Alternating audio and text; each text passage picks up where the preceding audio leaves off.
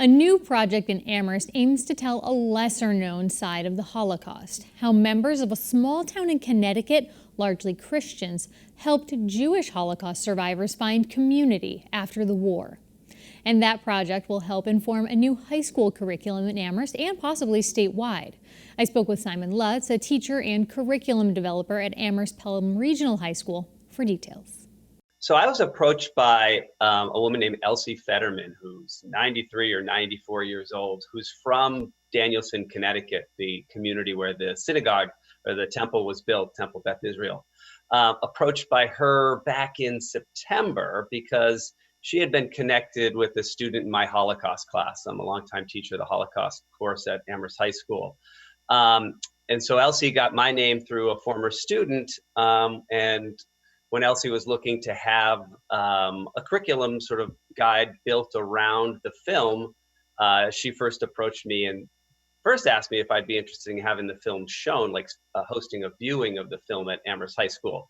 And I said, absolutely. And then also if I'd be interested in helping out with this project of building a curriculum guide for the film. So that's how I was pulled in by Elsie, who is sort of the driving force behind this whole project. Yeah, really, she's been working for a number of years, secured an earlier grant for the first film to be created. Have you spoken with her about why she's so passionately pursuing bringing this story of Danielson, Connecticut to our region? Not necessarily explicitly, but I think it's a powerful, powerful story about community, and about a community that opened its arms to refugees, and a sort of unlikely community to some degree to have done that, and really a story that she has this herself a powerful connection to, given that she was from this town and part of the small Jewish community that had been in this town even prior to the Second World War. And so sort of I think her pride and attachment to the community and to the story of the community, but also the fact that this is a story that resonates, I think, so powerfully in our own time when it comes to thinking about how we, in our own time, open our arms to people who are in need of help and help them rebuild their lives and make them feel a part and connected to a new place. I think that's really the driving force behind Elsie and all the others who are part of the film and have been part of the project along the way, that this is really a story that can have some really real meaning and lessons for students today. Yeah, as I understand it from reading reporting in the Daily Hampshire Gazette, Ms. Fetterman was one among the first Jewish families to live in Danielson. Her family owned a business there, so she has a very strong story to tell about what it was like to be among the first families in that area. And as again, the Hampshire Gazette has reported, the community in Connecticut really worked to embrace members of the Jewish faith as they started to make their community there, which wasn't necessarily the story elsewhere in the country. Yeah, and it certainly wasn't necessarily the story, especially before the Second World War, especially in the 1930s. The story of Jewish refugees in the United States is really quite a sad one. Just as, especially as Nazi persecution of Jews across Germany, but also later across, occupied parts of Europe increased into the late 1930s. Unfortunately, the United States was among, one of many countries that made entry into the United States for, a safe haven for Jews, made it harder and harder to come by.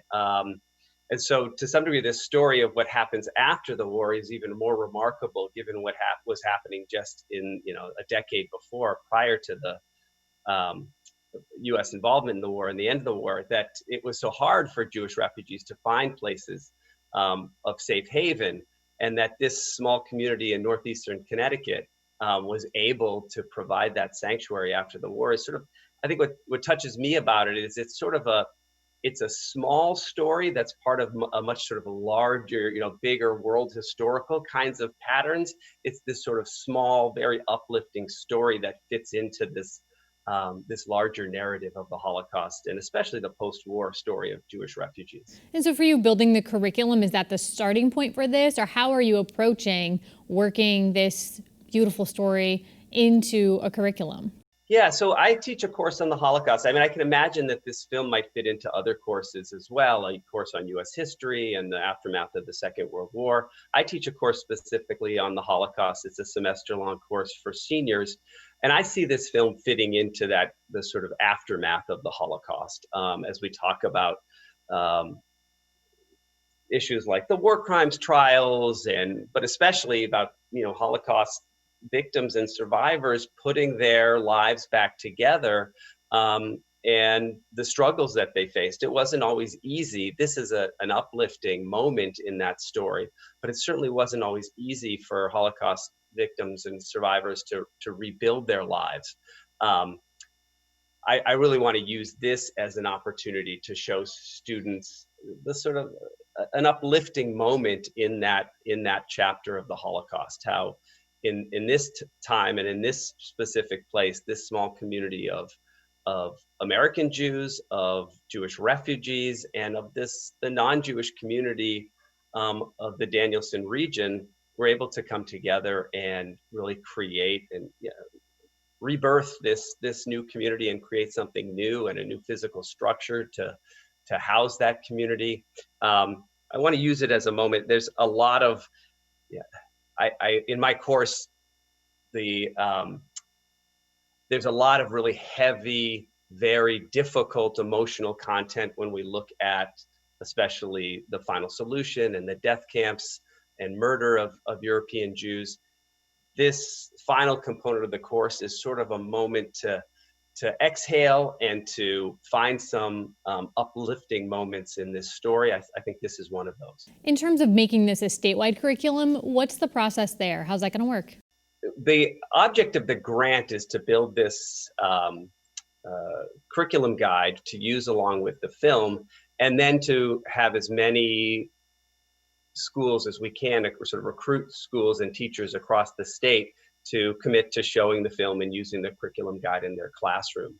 So we're working on, I think we have, it's tens of schools already that have expressed interest and sort of pledged to help to show the film in their classroom. And the object of the grant is to expand that further and further and further and disseminate the film and the curriculum guide as widely as we can. I think you pointed out in the Daily Hampshire Gazette, too, an opportunity for us to take lessons from the past and apply them to this moment where Americans are really being forced, not in a negative sense, but asked to confront the inequality, the systemic racism that has been a part of this country's history, and how do we confront that today in a way that's honest, in a way that creates change? So are you looking at the past as information for the present in this particular situation as well? Absolutely. There's a concept in Holocaust education coming out of an organization called Facing History that's in Brookline. They call it the sort of your universe of obligation or your universe of responsibility, that I think is a really powerful concept. And the idea there is that, we can look at the story of the Holocaust, but obviously it's meant to have resonance in our world, in our lives today, and in confronting injustice and looking to embrace those who have suffered injustices. That during the Holocaust, Jews were sort of defined out of, especially across Europe, but especially in Nazi Germany, right? We're defined out of people's universe of obligations, those that we have responsibility to help, to aid, to, as members of our community. And in this story of Danielson, I think you really see a community define its universe of obligation, its universe of responsibility really broadly to incorporate people that hadn't been part of that universe. And it's one of the things I really want to use the curriculum guide to help develop and help students think about is, how do we define our universe of obligation more broadly? How do we bring in people that haven't been or may have been defined out of that universe? What does it take to push the sort of envelope of that universe of obligation wider and wider away from those sort of the individuals in your lives that are sort of obvious, your immediate family, your extended family, your friends? How do we push that universe of obligation even further? And what does this story of Danielson have to sort of teach us about how and why people are able to do that?